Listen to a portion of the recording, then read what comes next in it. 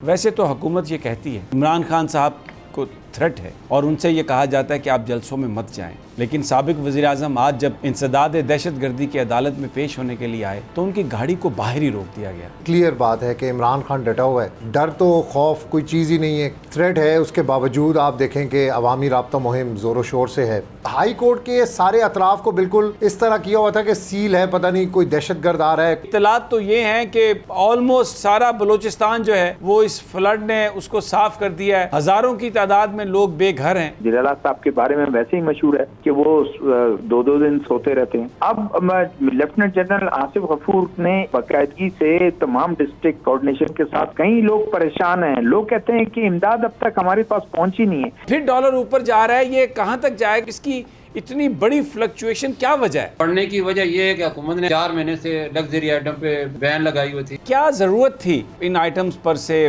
पाबंदी उठा ली और अब फिर वो डॉलर की सूरत हाल? देखो, गवर्नमेंट का कहना है कि हम WTO वर्ल्ड ट्रेड एसोसिएशन के मेंबर हैं और उसके तहत आप इंपोर्ट पे बैन नहीं लगा सकते। अगर जो कंट्री इंपोर्ट पे लगाएगा उसकी एक्सपोर्ट पे भी बैन हो जाएगा।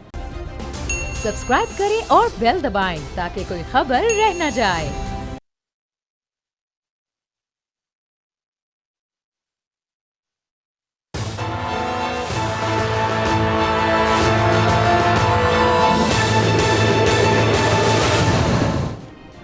अस्सलाम वालेकुम, मैं हूं आपका मेज़बान समी इब्राहिम और आप देख रहे हैं प्रोग्राम तज्ज़िया। मेरे साथ हमारी को एंकर अलीना इलियास हैं और हमारे senior political correspondent, special correspondent जनाब अब्बास शबीर साहब हैं। हमें आज थोड़ी देर में शहज़ादा जुल्फ़िकार जो कोयटा में हमारे ब्यूरो चीफ़ हैं वो भी हमें ज्वाइन करेंगे और प्रोग्राम के अगले हिस्से में मलिक बोस्तान जो फॉरेक्स एसोसिएशन ऑफ पाकिस्तान के चेयरमैन हैं वो भी हमें ज्वाइन करेंगे। और आज जो स्टोरीज़ हैं वो सारी ज़ाहिर है हमारी ज़िंदगियों से जुड़ी हुई सियासत से उनका ताल्लुक़ है। इमरान खान साहब आज अदालतों में पेश हुए, क्या हुआ वहाँ पर, किस तरह से पेश हुए, उनके साथ रवैया क्या रखा गया, इमरान खान ने जो गुफ्तगू की उसका क्या मतलब है, इस पर हम बात करेंगे। फिर इसके अलावा शहबाज शरीफ साहब कतर से उनकी वापसी हुई है, वज़ीर-ए-आज़म साहब की क्या कुछ बेच के आए हैं, बड़े खुश आ रहे हैं। कतर की इन्वेस्टमेंट की बात हो रही है, तफसीलात नहीं हम उनसे ले सकते। पाकिस्तानी असासे जो वो बिकेंगे, अब नया एक कानून बना चुकी है पार्लियामान जिसके मुताबिक कितने रेट पर बिके, क्या बिका, कितने शेयर्स गए, उसको ना तो इन्फॉर्मेशन मैं और आप ले सकते हैं और ना ही उसको हम अदालत में चैलेंज कर सकते हैं। पाकिस्तान के लिए पैसे इकट्ठे करने के नाम पर ये एक नया ढोंग रचाया इस हुकूमत ने और शहबाज शरीफ साहब बड़े खुश वहाँ से वापस आए हैं, ये सब कुछ करके आए हैं।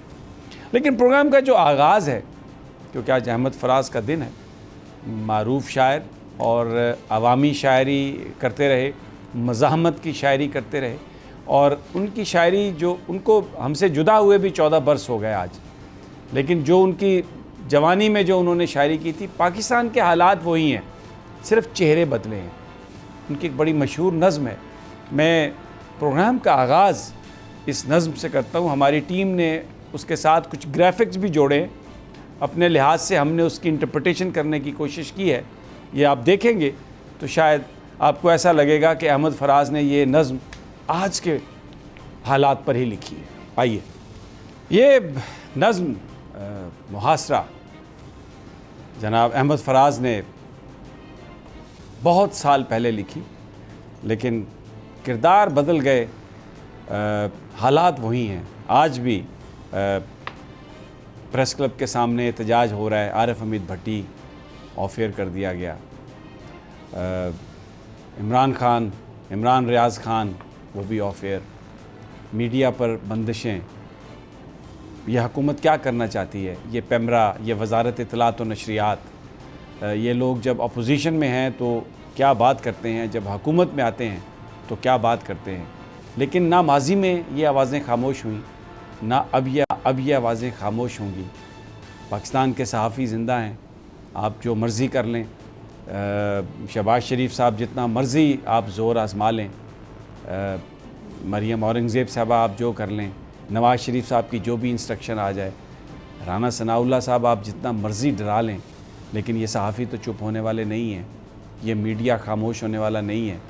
जो आवाम की बात है, जो आवाम के साथ इस वक्त हो रहा है, चाहे वो महंगाई है, चाहे उनके फंडामेंटल राइट्स की बात है, मीडिया तो वो बात करता रहेगा, मीडिया उससे खामोश नहीं होगा। इमरान खान साहब से आगाज़ करते हैं। अब्बास शबीर हमारे साथ हैं।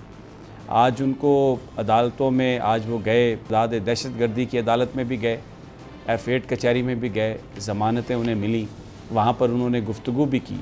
एक चीज़ जो मैंने आज देखी, जो मैं जिसका इजहार ज़रूर करना चाहूँगा, वैसे तो हुकूमत ये कहती है कि इमरान खान साहब को थ्रेट है और उनसे ये कहा जाता है कि आप जलसों में मत जाएं, लेकिन साबिक़ वज़ीर-ए-आज़म आज जब इंसदाद दहशतगर्दी की अदालत में पेश होने के लिए आए तो उनकी गाड़ी को बाहर ही रोक दिया गया।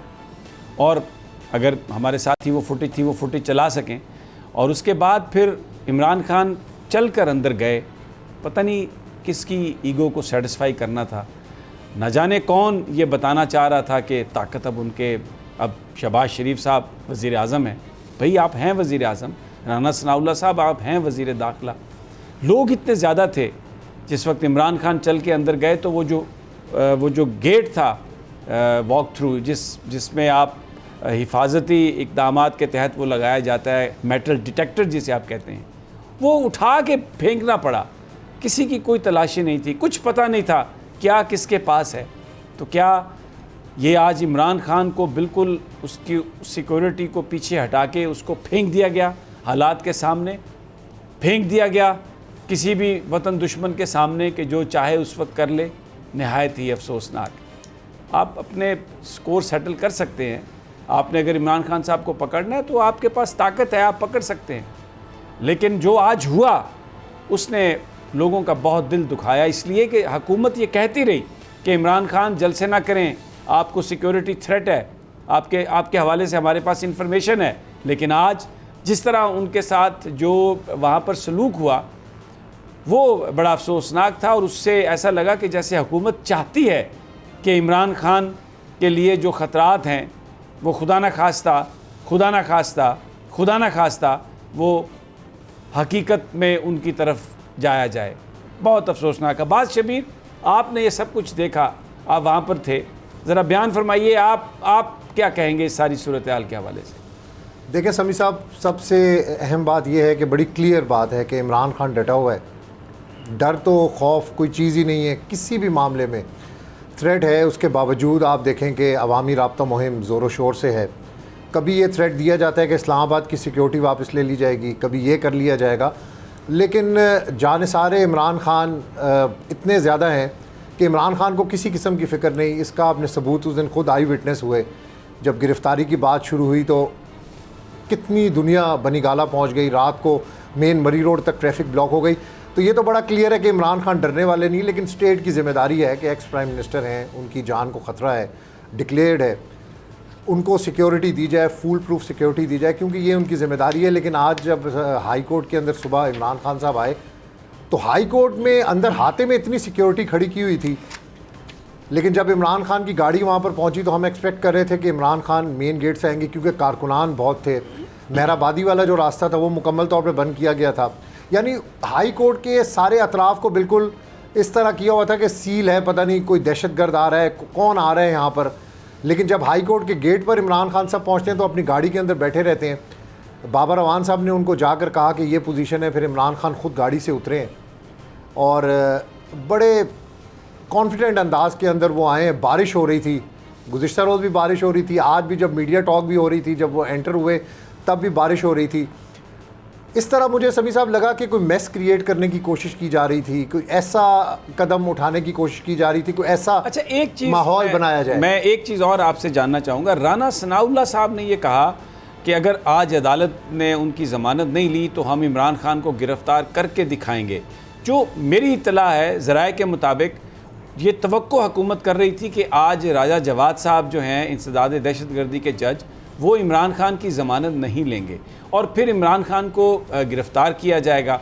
ये जो आज फ़ैसला आया है दोनों अदालतों से जो ज़मानत हुई है, ये एक बड़ा पीडीएम की गवर्नमेंट को झटका लगा है। वो तवक्को ये कर रहे थे कि ये हमें आज क्लीन चिट मिल जाएगी, हम इमरान खान को गिरफ्तार कर लेंगे, लेकिन इन फैसलों से वो जो भी प्लान था वो प्लान कहीं अब रुक गया। वो जी बिल्कुल सभी साहब, ये प्लान जो है ये लंदन प्लान से शुरू हुआ था, वो प्लान फ्लॉप हुआ, उसके बाद कई प्लान बनाए, 25 मई वाला प्लान बना, मुकदमे बनाए गए, डेली बेसिस के ऊपर मुकदमात बनाए जाते हैं इमरान खान को बिजी रखने के लिए, लेकिन ये सारे प्लान जो हैं ये फ्लॉप हो रहे हैं। इसकी वजह यह कि इमरान खान बड़ा क्लियर है इस मामले में कि वो किसी मुकदमात से उनको कोई फ़र्क नहीं पड़ता। आप देखें कि मुकदमा बनाया यहाँ पर, पूरी दुनिया में पाकिस्तान की बदनामी हुई, इंटरनेशनल लेवल पर अमरीकी सैनेटर्स मैदान के अंदर आ गए, ओवरसीज़ जो है वो इस बात के ऊपर परेशान है, पूरी दुनिया का इंटरनेशनल मीडिया कंडेम कर रहा है इस सारी सिचुएशन को, इस मुकदमात को। तो इमरान खान बड़े क्लियर हैं इस बात में कि उनको इन मुकदमात से कोई फ़र्क नहीं पड़ता।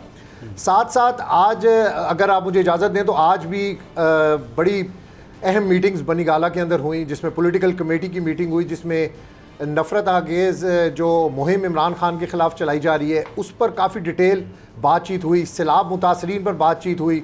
सिंध के हवाले से इमरान खान को आज ब्रीफ़ किया गया। लाड़काना, दादू, जैकबाबाद, हैदराबाद का स्टेशन देखें 2 दिन से पानी के अंदर भरा हुआ है, सिंध का इतना बुरा हाल है। तो इमरान खान ने बड़ा क्लियर किया कि सिंध की जो हुकूमत है वो आवाम के लिए कुछ भी नहीं कर रही, बिल्कुल टोटली फ्लॉप हो चुकी है, अब हमें ही कुछ करना पड़ेगा पार्टी की सतह पर। तो इमरान खान ने पहले फ़ेज़ के अंदर जनूबी पंजाब जाने का फ़ैसला किया है। वो कल से रिलीफ़ एक्टिविटीज़ पर ख़ुद निगरानी करेंगे, ख़ुद उसको मॉनिटर करेंगे, और उनकी कोशिश है। देखें KPK में भी सैलाब की सूरत हाल है, लेकिन अगर आप कंपेयर करें सिंध और KPK की सूरत हाल तो टोटली डिफरेंट है। KPK की हुकूमत इसको बड़ा सिंसियरली लोगों की मदद कर रही है, बड़ा टेक्निकली इस चीज़ को टैकल कर रहे हैं, लेकिन सिंध हुकूमत आप देखें कि हमारे बेशतर वज़ीर जो हैं वो पाकिस्तान के अंदर ही नहीं होते, ऐसी सूरत हाल मुल्क की बनी हुई है। फिर वही बात कि आपने अगर वो जिक्र करना है अपने प्रोग्राम में, वो जो ख़तरनाक वाली बात जी, मैं उसके ऊपर मैं बाद में आपको मैं इसी पे आ रहा था। मैं आज इमरान खान साहब ने एक बात भी की, अलीना आप भी इस पर कमेंट कीजिएगा बाद में, जो उनसे गुफ्तगू हुई सहाफ़ियों की, उसमें उन्होंने कहा कि मैं अब बहुत ख़तरनाक हूँ। ये ज़रा पहले वो गुफ्तगू सुन लें। अब्बास शबीर साहब वहाँ पर मौजूद थे और इन्होंने वो क्लिप भी बनाया। आइए पहले वो उनकी बात सुन लेते हैं। कह रहे हैं बहुत ख़तरनाक हूँ मैं। ये क्या मकालमा था अब्बास? देखें, केसेस बनाए जा रहे हैं अदालतों के अंदर, बार बार फेस करना पड़ रहा है। बहुत सारे ऐसे मामलात हैं पार्टी के जो रुके हुए हैं, क्योंकि सारा दिन अदालतें और मुकदमात ही हैं। उन्होंने ये उस सीक्वेंस के अंदर ये बात की कि अब मैं बहुत ख़तरनाक हूँ। और क्यों ना हो समी साहब, इमरान खान ख़तरनाक। आप देखें कि मरियम नवाज़ 10 जलसे करती हैं, इमरान खान 1 जलसा करता है। इतना क्राउड पुल करता है इमरान खान। सारे सरकारी वसाइल का इस्तेमाल होता है, गाड़ियों का इस्तेमाल होता था मरियम नवाज़ के जलसों को भरने के लिए। पूरा सरकारी TV जो है वो मैनेज किया जाता था सिर्फ उस जलसे की कवरेज के लिए। इमरान खान का जलसा आप देखें, अगर बैन भी है तो सोशल मीडिया के ऊपर पूरी दुनिया में देख रही है। ख़तरनाक इमरान खान क्यों ना हो। 25 मई को क्या हुआ, अटक पुल के ऊपर हमने देखा कि 12 बोर के सीधे कारतूस फायर किए गए। इस्लामाबाद के अंदर क्या हुआ, आप खुद उसके आई विटनेस हैं। इमरान खान ख़तरनाक क्यों ना हो। इमरान खान पर मुकदमात बनाए जा रहे हैं, इमरान खान क्यों ख़तरनाक ना हो। भाई आप जितना कोशिश करेंगे उनको दीवार से लगाने की, वो हर क्राइसिस के अंदर से एक मौका निकाल कर आ जाते हैं और उनको अल्लाह पाक मौका देता है, उस दिन को फिर खुलकर सामने आ जाते हैं। तो ये चीज़ें हैं कि इमरान खान पावर जो है, अवामी पावर जो है वो इतनी इमरान खान के साथ है। और आज भी हालांकि पूरा एरिया कॉर्डन ऑफ किया हुआ था, लेकिन वहाँ पर अवाम थी, किसी को नहीं बुलाया जाता, कोई गाड़ी नहीं दी जाती, लेकिन लोग अपनी मर्जी से लोग आ जाते हैं। तो क्यों इमरान खान खतरनाक ना हो। खतरनाक, बिल्कुल। अच्छा अलीना, ये जो इंटरप्रिटेशन आई है क्यों खतरनाक हैं, लोग उनके साथ हैं। मैं कल हरीपुर में था, आप यकीन करें, वो कहते हैं ना तिल धरने की वो जगह नहीं थी और जलसा ख़त्म हो रहा था और लोग उससे ज़्यादा तादाद में जलसागाह की तरफ आ रहे थे। हरीपुर की पिछली मुझे लगता है 200 साल तारीख़ में इतना बड़ा इज्तिमा नहीं हुआ होगा जो वहाँ पर इमरान खान साहब ने कर दिया। ये जो वो अवामी ताकत उनके साथ है, वो ये सिर्फ कह रहे हैं कि मैं ख़तरनाक हूँ, लेकिन अभी तक उन्होंने कोई किसी तरह से भी फ़ैसला नहीं किया इस्लामाबाद की तरफ अपने क्राउड को लाने का। लेकिन हमें ये इतलात हैं कि ये टॉप लीडरशिप ने फ़ैसला कर लिया कि अगर इमरान को गिरफ़्तार किया गया तो ये एक रेड लाइन है जो ये हुकूमत क्रॉस करेगी, तो फिर उसके बाद चारों अतराफ से लोग आएंगे और इस्लामाबाद का मुहासरा करेंगे। ये जो सारी सिचुएशन है उसमें इमरान खान का जो कंडक्ट है वो तो फिर भी हमें बहुत वो लगता है कि बड़ा एक हम्बल सा कंडक्ट है, अभी वो उस ताकत के बावजूद चैलेंज नहीं कर रहे। देखिए समी साहब, आज जिस तरीके से बहुत ग्रेसफुली खान साहब ने अदालत में सारी चीज़ों को उन्हें हैंडल किया है, वो हमें उनकी उसमें ग्रेस नज़र आती है। वो जो खान साहब के बारे में एक तासुर दिया जाता है that he is very egoistic, not at all. बल्कि आज जब वो वहाँ पर आए तो सब भूल गए, वो सिर्फ एक ही काम कर रहे थे। वहाँ पे जितने भी लोग थे बुकला थे, उनकी कोशिश थी किसी ना किसी तरीके से सेल्फियाँ ले लें खान साहब के साथ। इवन मैं कहती हूँ जब वो कमरा अदालत में भी गए होंगे, वहाँ पे बहुत से लोग बैठे होंगे जो शायद सामने भी बैठे हों और राइट और लेफ्ट भी बैठे हों, उनकी भी ख्वाहिश यही हो कि वो सेल्फियाँ ले लें, लेकिन उनकी मजबूरी है। हाँ, खान साहब बिल्कुल खतरा है और वाकई सारे तस्वीर ले रहे थे वहाँ पर। तो ये जुल्फी बुखारी, बाबर अवान के अलावा जो पूरा लॉयर फोरम था ना वो वहाँ पे। बिल्कुल ठीक कह रहे हैं आप। और एक और चीज़ जज साहब की भी ख्वाहिश हो कि सामने बैठे हैं उनकी भी ख्वाहिश होगी, लेकिन खैर मैं इस पे कुछ नहीं कह सकती मजीद। और वो बिल्कुल खतरा है, वो मैं किसी का नाम नहीं लूंगी, लेकिन कुछ अल्फाज मैं जरूर इस्तेमाल करूंगी जो खान साहब इस्तेमाल करते हैं। वो खतरा है डाकुओं के लिए, वो खतरा है, वो खतरा है वो नानी के लिए खतरा है, वो खतरा है वो डीजल के लिए खतरा है, वो खतरा है वो चेरी ब्लॉसम के लिए खतरा है, इन सब लोगों के लिए खतरा है। और यकीनी सी बात है कि अब लोगों को शऊर आ गया है और उनको पता है कि उन्होंने किसको वोट देना है और उनके वोट का राइट किस तरीके से उन्होंने अपना इस्तेमाल करना है। और जहां तक बात है उनकी जान को लेकर समी साहब, आप आज इंटरनेशनल मीडिया उठाकर देख लें, उसमें बड़े बड़े लोग उठा के देख लें, मैंने उन सब की रीट्वीट कुछ लोगों की भी हैं, उनका यही कहना है कि जो हालात हैं वो खान साहब के हक में नहीं है और उन्हें हर सूरत सिक्योरिटी देनी चाहिए। और अगर उनके साथ कुछ होता है तो आवाम बैठेगी नहीं, बाहर आएगी। मुझे ब्रेक पर जाना है। बहुत आपने इंपॉर्टेंट बात, हम सब ने देखा कि वफाकी हुकूमत ने, वजारत दाखिला ने जो रवैया रखा इमरान खान के साथ, ये उनकी एक जो सिक्योरिटी थी उस पर एक बहुत बड़ा ब्रीच था। उनको बहुत ही ये एक ख़तरनाक काम किया वजारत दाखिला ने। हम इस सारी सूरत हाल पर गुफ्तगू जारी रखेंगे और कुछ एक और 2 दरख्वास्तें आई हैं अदालतों में, उस पर भी बात करेंगे, लेकिन एक मुख्तसर से वक्फे के बाद।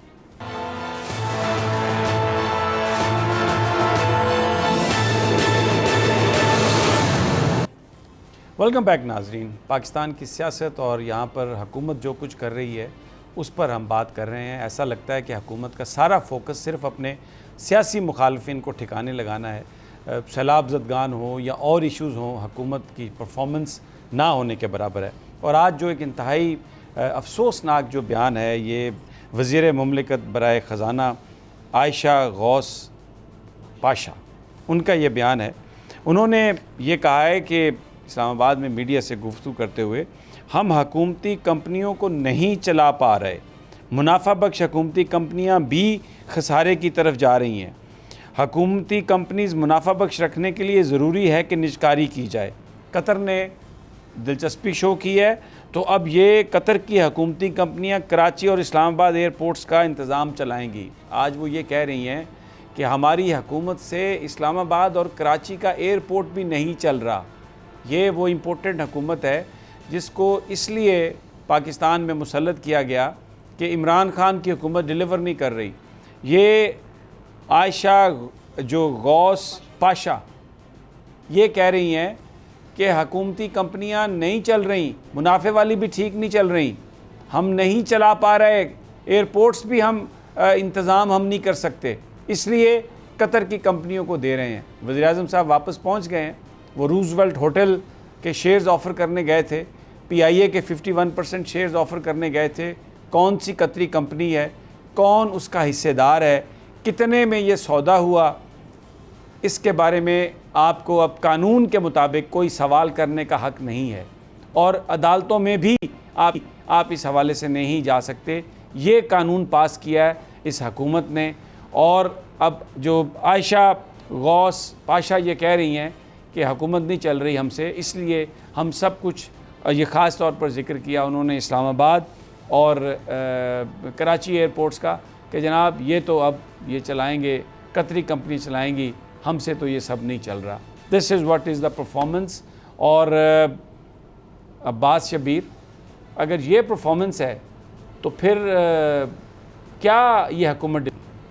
अदम एतमाद का शौक़ पूरा हो गया इनका। अब इनको बड़ी फ़िक्र थी हुकूमत की तोड़ने की कि जल्द अज जल्द हम आ जाएं किसी तरीके से। पता नहीं इनके पास कोई अलादीन का चिराग था कि आके यहाँ पे नहरें जो इन्होंने पिछले 30-35 सालों के अंदर आवाम के साथ किया है। आज जो फोकस हुआ बनीगाला में एक और अहम पॉइंट पर कि अब महंगाई के ऊपर बात करें, क्योंकि इमरान खान दौर में तो एंकर सारा दिन महंगाई महंगाई महंगाई महंगाई करते थे। अब कोई बात ही नहीं कर रहा।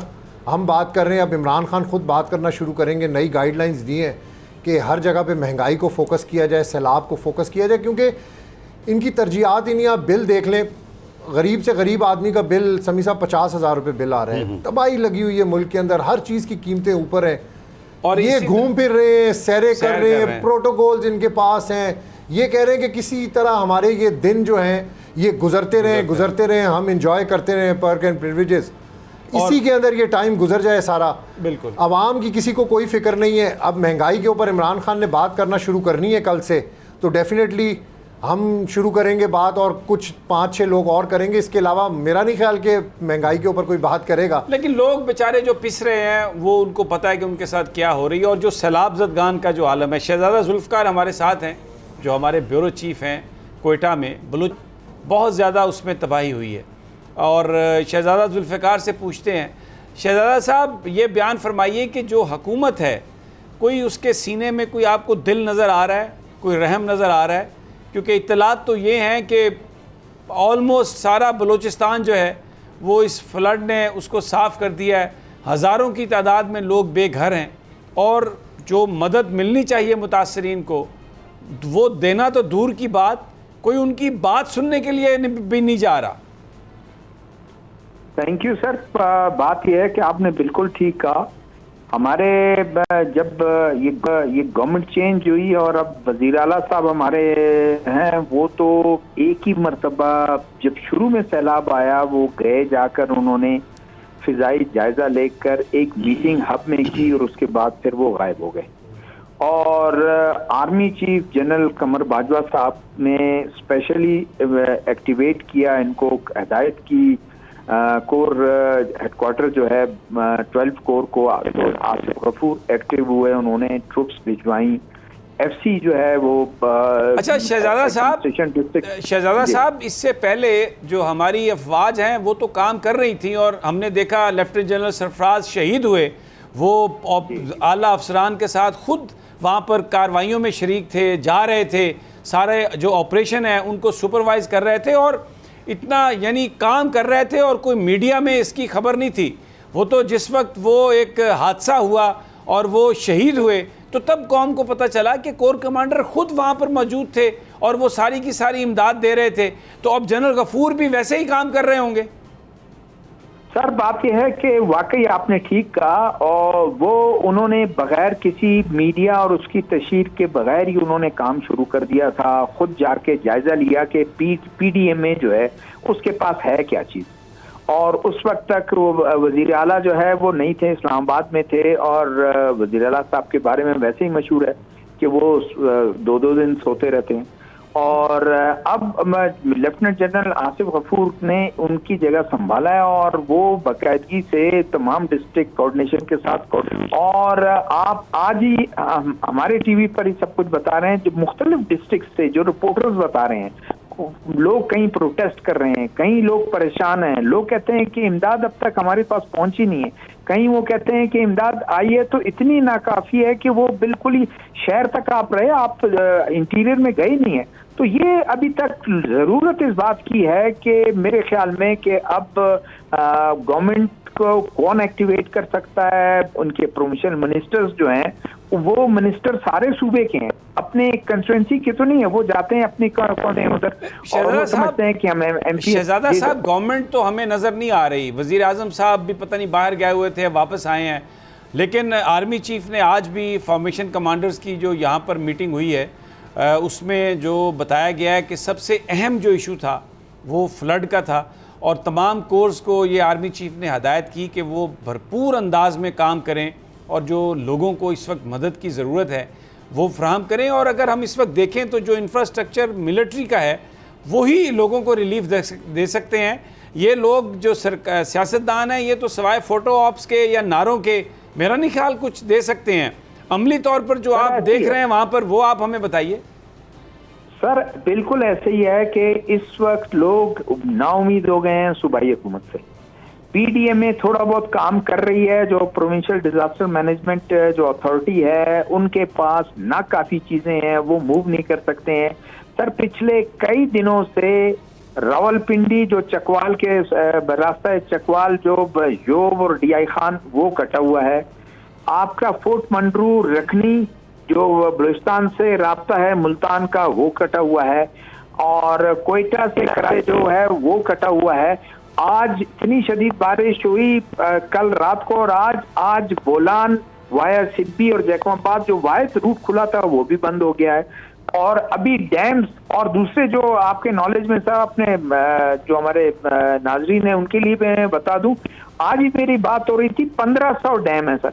1500 डैम में उसमें मेजॉरिटी आप कह लें कि कोई 300 के करीब डैम की शिकायत आ रही है कि उसमें टूट फूट हुई है वो, और ब्रीचेस आई हैं जिसकी वजह से बहुत से डैम टूटे की वजह से आबादी को काफी नुकसान पहुंचा है।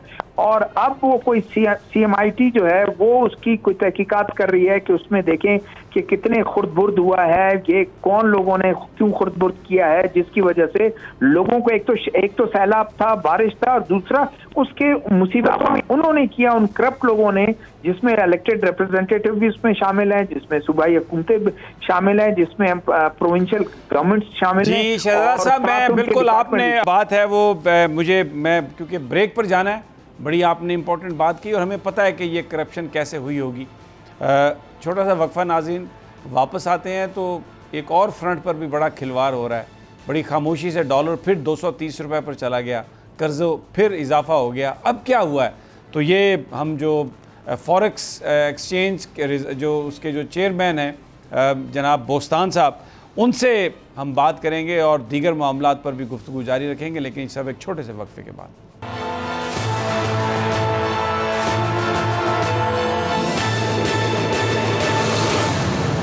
वेलकम बैक नाजरीन।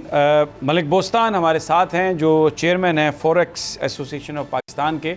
मैं उनसे बात करता हूं अभी जो इस वक्त पाकिस्तान में डॉलर के हवाले से हो रहा है, लेकिन उससे पहले जो बलूचिस्तान पर बात हो रही थी, अलीना आप कुछ कहना चाह रही हो, बताओ क्या आप व्हाट यू वांट से। मैं सिर्फ 2 चीज़ें कहना चाहूँगी। जो इस वक्त सैलाब की सूरत है मुल्क में, उसके ऊपर मैं कहूँगी एक शेर है, कुर्सी है तुम्हारी जनाजा तो नहीं है, कुछ कर नहीं सकते तो उतर क्यों नहीं जाते। बस इतना काफ़ी है हुक्मरानों के लिए। बड़ा ज़बरदस्त। जी मलिक बोस्तान साहब, बहुत बहुत शुक्रिया, आपने टाइम निकाला। आप क्योंकि चेयरमैन हैं फॉरेक्स एसोसिएशन के, तो आजकल तो आपका हर मिनट बहुत महंगा है। जो लोग करेंसी में डील कर रहे हैं वो तो मिनटों में पता नहीं कितने पैसे बना रहे हैं, लेकिन आपने हमें टाइम दिया। लेकिन ये सब हो क्यों रहा है? अब फिर डॉलर ऊपर जा रहा है, ये कहाँ तक जाएगा और ये इसकी इतनी बड़ी फ्लक्चुएशन क्या वजह है? देखो सबसे बड़ी वजह तो सियासी अदम इस्तेकाम है। और मैं कहता हूँ सियासत जो होता है मैशत का दरवाज़ा होता है, और ये दरवाज़ा जब बंद होता है तो माशी बहरान पैदा होता है। पाकिस्तान में आप देखें जब से सियासी बहरान के साथ माशी बहरान भी पैदा हो गया। तो अब जब तक हमारे लीडर जो कि कौमी कौम की रहनुमाई करें, लड़ाई आपस में न करें, तो पाकिस्तान शायद इतना बड़ा बहरान पेश ना आता। और बढ़ने की वजह यह है कि हुकूमत ने, आपको पता है, पिछले 2 महीने से बल्कि 4 महीने से लग्जरी आइटम पे बैन लगाई हुई थी, और वो पिछले 4 महीने से इम्पोर्ट जो नहीं हो रही थी। आप उन्होंने पिछले हफ्ते जो है उन्होंने इम्पोर्ट फ्री कर दी, और जिसकी वजह इंटरबैंक में डॉलर की डिमांड बढ़ी, और डॉलर हमने बड़ी मुश्किलों से आवाम को रिक्वेस्ट करके कि आप रुपये में इन्वेस्टमेंट करें, डॉलर में ना ख़रीदें।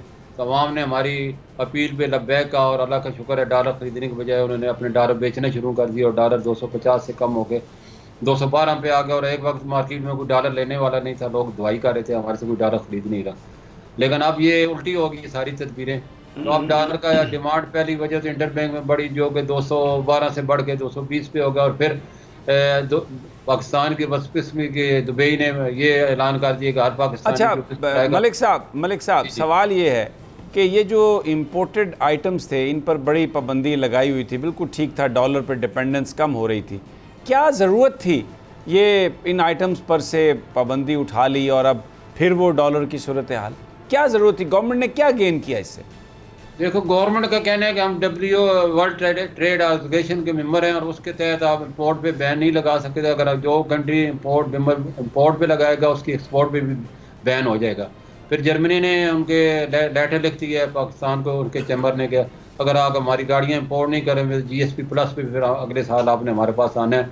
तो ये इतने IMF वर्ल्ड बैंक का दबाव था, तो हुकूमत ने मजबूर हो गई हथियार डाल दिए, और जिसका नतीजा है कि आप हमें ये है कि अब हम अपनी एक्सपोर्ट बढ़ा सकते हैं। और मैं जैसे मैं कह रहा था, अभी हमारी फ्री मार्केट में डिमांड बहुत बढ़ गई है। दुबई ने ऐलान कर दिया हर पाकिस्तानी 5000 दिरहम लेके आएगा, तब उसको एंट्री मिलेगी। 50 फ्लाइटें डेली जाती हैं पूरे पाकिस्तान से दुबई के लिए, और तकरीबन 10,000 उसमें विजिटर होता है। तो आप रोज़ाना 5000 से देखें तो 20 से 25 मिलियन दिरहम या 6 मिलियन डॉलर के बराबर हमें रोज़ एक्स्ट्रा डिमांड पैदा होगी। पहले लोग अगर जाते थे तो उनका जो स्पॉन्सर होता था वो उनको फॉरेन एक्सचेंज फराहम करता था। अब हमारी मार्केट से जा रहा है, जिसकी वजह से। और तीसरी वजह ये हुई है कि हमारे इस वक्त जब से ये क्रेडिट कार्ड और डेबिट कार्ड बने हैं तो कमर्शियल बैंक जितने भी हैं पाकिस्तानी ऑनलाइन शॉपिंग कर रहे हैं, और बाहर जाते हैं तो ट्रैवलिंग करते हैं, टिकटें लेते हैं, वो सिर्फ डेबिट और क्रेडिट कार्ड से ले रहे हैं। तब उनकी रोज़ाना 10 मिलियन डॉलर की बाइंग आ गई, और वो ख़रीद रहे थे कल 229 से 230 रुपये में बैंक ख़रीद रहे थे, जिसकी वजह से पूरी मार्केट का भूचाल आ गया और पूरी मार्केट में ये असर आया। अच्छा, एक सवाल है मेरा, आपने बड़ी तफसील से ये बयान कर दिया, ये वजूहात हैं, कुछ स्मगलिंग भी हो रही है अफ़गानिस्तान। अब आपको क्या लगता है ये डॉलर कहाँ तक जाएगा? देखो जी, मैंने आज भी मिस्टर स्मिथ साहब को लेटर लिख दिया है, और भी जितने भी आम थे उनको मैंने बताया कि एक ये तो जो चीज़ें थी मैंने बताई थी, ये भी मैंने उसमें लिखी थी।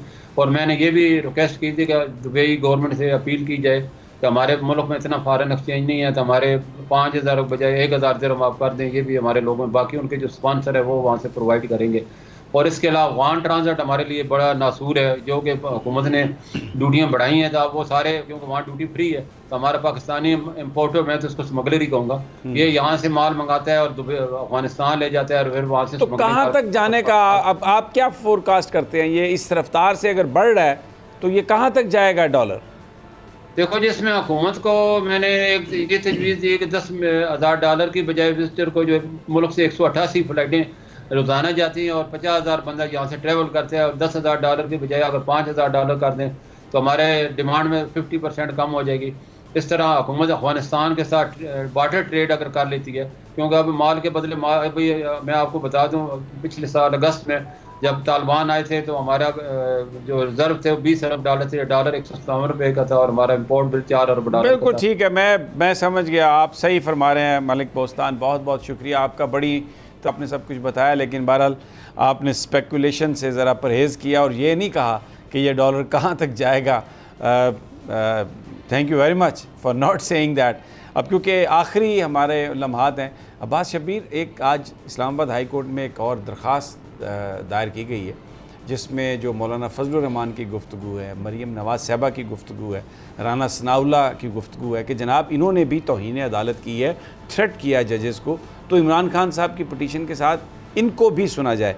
इतराज़ कुछ लगा है रजिस्ट्रार साहब ने, लेकिन कल उसकी समाअत है, तो ये तो फिर एक बिल्कुल ये बैलेंसिंग एक्ट होने जा रहा है, मुश्किल में डाल देगा। इमरान खान साहब का केस जो है वो इतना स्ट्रॉन्ग नहीं है। ये जो केस है मरीम नवाज शरीफ, फजल रहमान के बयानात हैं, ये बहुत ज़्यादा स्ट्रॉन्ग है, और अगर इनको आइन और कानून के तहत टेकअप किया जाता तो ये भी नहीं बच सकते, तो ये नहीं बच सकते। अच्छा, मैं क्योंकि वक्त ख़त्म हो गया, Alina 30 seconds, your comments, last comment. सिर्फ सब यकीनी सी बात है, ये जो बात अभी शबीर साहब ने की है बिल्कुल ऐसा ही होगा कि अगर इनके खिलाफ केसेस होते हैं तो मेरा नहीं ख्याल फिर इनका बचना इतना आसान होगा, क्योंकि मरीम नवाज़ की ऑन रिकॉर्ड बहुत सी चीज़ें हैं जिसमें उन्होंने क्या बोला था कि बुत बैठे हैं, लोहे के चने चबाएंगे, और उन्होंने तो बाकायदा नाम शाम ले लेके पता नहीं क्या था, और अभी भी 2 साबिक जजों को टारगेट कर रहे हैं ये लोग। बहुत बहुत शुक्रिया आप दोनों का, बहुत शुक्रिया बोस्तान साहब का भी, और इंशाल्लाह कल फिर मुलाकात होगी तज्जिया में।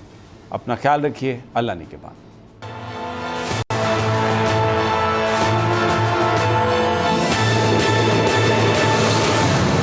मैं हूं जैस्मीन मंजूर और आप मुझे देखेंगे सिर्फ बोल पर।